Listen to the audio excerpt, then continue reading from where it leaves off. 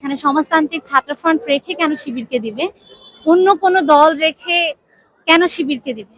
আমার মনে হয়েছে যে এখানে ব্যাপারটাকে একটু মিনিমাইজ করা হয়েছে। এখানে প্রত্যেকটা দলই হচ্ছে সমানভাবে গুরুত্বপূর্ণ। শিবির, ছাত্রদল, সমাজতান্ত্রিক ছাত্র ফ্রন্ট কাউকে মিনিমাইজ করার সুযোগ নেই। প্রত্যেকটা দলই খুব ভালোভাবে এখানে হোল্ড করছে স্টুডেন্টরা। তবে আমি যদি পার্সোনালি বলি, আমার কেন শিবিরকে বেছে নেন? কিংবা স্টুডেন্টরা কেন শিবিরকে বেছে নেবে? প্রথমত আমি আমার কথাটা বলি, তাহলে আমার মনে হয় যে তাদের কথাটাও এখানে উঠে আসবে। আসলে আমি তো একজন স্টুডেন্ট, নারী শিক্ষার্থী।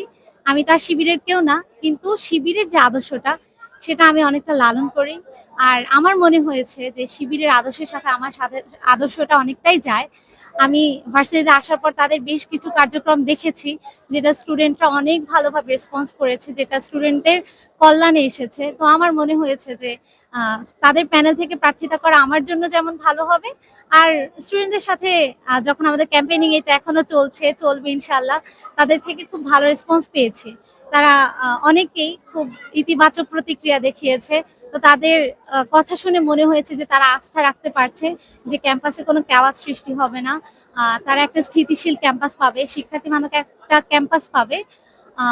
তো তাদের এই আশা-আকাঙ্ক্ষা দেখে আমার মনে হয়েছে যে ইনশাআল্লাহ শিবির সেটা পারবে, বা শিবির সমর্থিত যে প্যানেলটা রয়েছে অদম্য জবিয়ান ঐক্য, তারা শিক্ষার্থীদের সেই আশার জায়গাটাকে সমুন্নত রাখতে পারবে বলেই আমি মনে করি। তো সেজন্য আমার মনে হচ্ছে যে স্টুডেন্টদের এই প্যানেলকে বেছে নেওয়া উচিত।